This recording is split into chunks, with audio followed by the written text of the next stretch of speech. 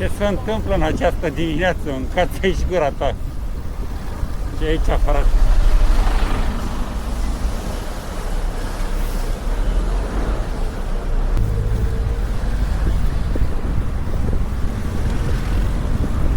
Am mai băgat în telefonul ăsta maxim.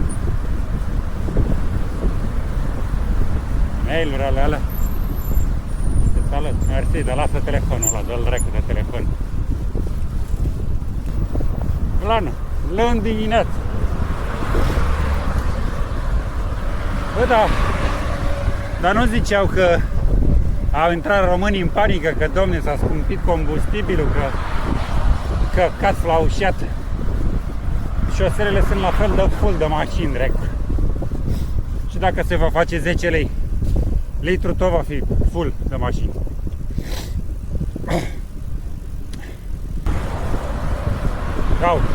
Ia uite mașini, s-a scumpit, domne, combustibil. E prea scump. N-au românii bani, sunt săraci. Uite aici mașini, mâncați. Hai de cap. Că să ai bar la bar. Ceva de vis. Dar, na, eu nu judec.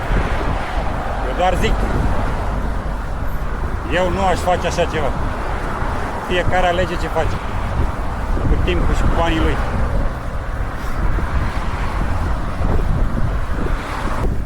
Cât mă costă pe mine într-un an de zile să întrețin bicicleta asta, vă costă pe voi, ce să zic,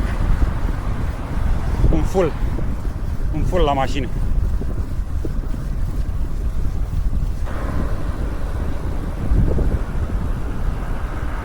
Bravo! Ai luat premiu pentru cea mai inteligentă șoferiță.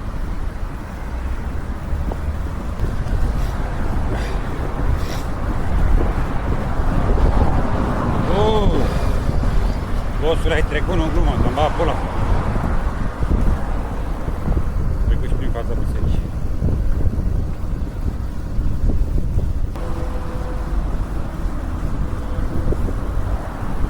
Viața în sălbăticie, episodul 1. Uite. Bravo, ai făcut treabă.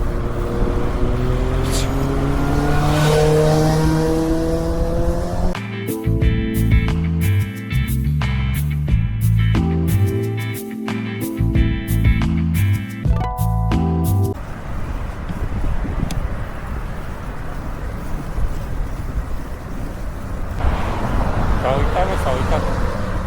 De apreciat, să trăiești.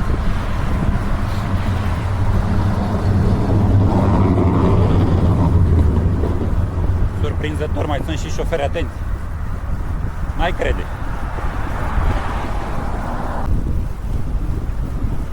Bă, totuși cred că trebuie să-mi mai umflu cauciucurile.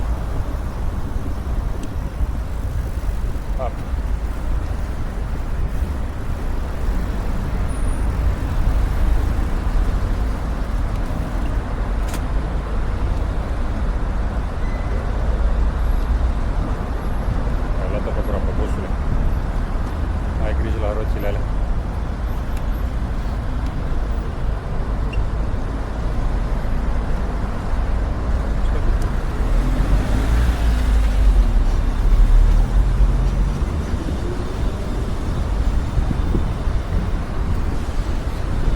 Bun, deja am văzut 2 bicicliști. Bun. A început ziua excelent. Îmi dă un vibe foarte bun să văd și alți bicicliști.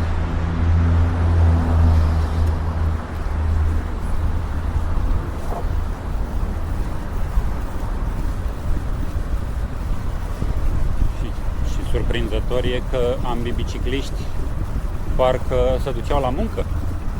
Adică face commuting. Ceea ce, bravo lor, susțin ideea maximă.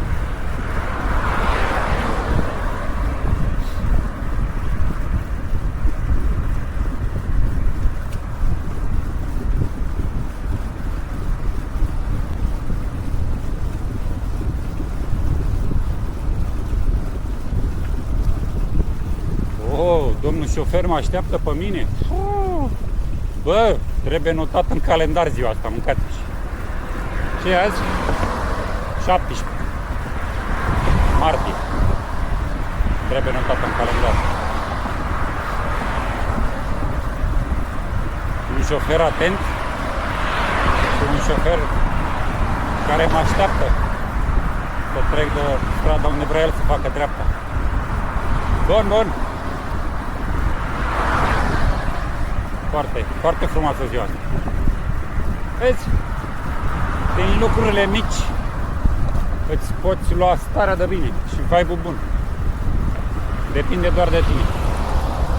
Dacă tu starea de bine și vibe-ul bun ți-o iei doar din lucruri materiale sau din bani mulți sau chestii de genul ăsta, în opinia mea, nu ești un om fericit.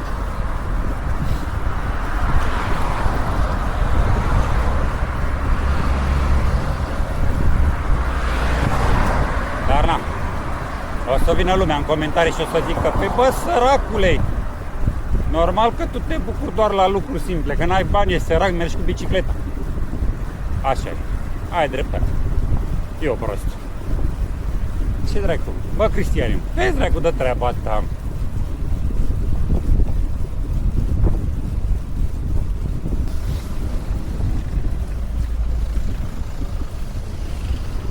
Întotdeauna când mergi așa printre mașini, indiferent cât de tare, indiferent cât de încet, indicat ar fi să mergi încet.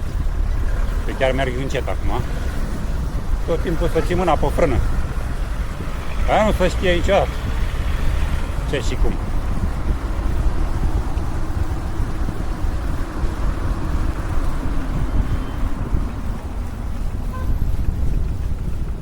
Mă, dar ce aveți, mă? În continuare nu s-a terminat prostia asta cu de-abia să face verde și voi sunteți disperați să claxonați.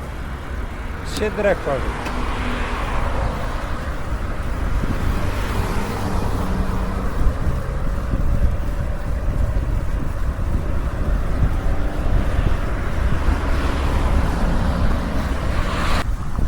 Mai puțină coadă ca ieri. Azi am mai stat 2-3 acasă. E bine.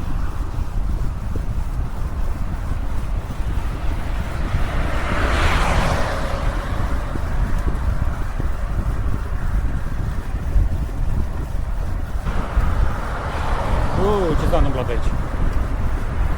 Foliată asta, mâncați.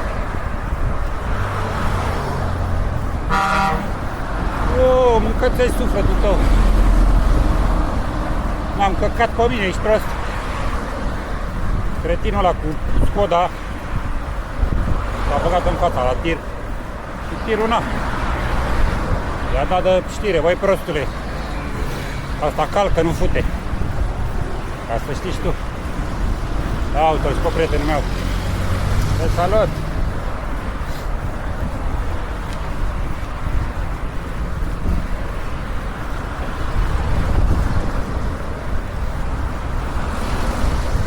Băiatul care coboară în fiecare dimineață pe aici, pe la Ring Grand Hotel, și are o mască așa pe față cu o semicrucieră și cred că o chitară ceva în spate.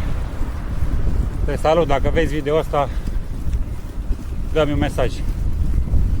Aș vrea să dau noroc cu tine. Chiar te apreciez maxim.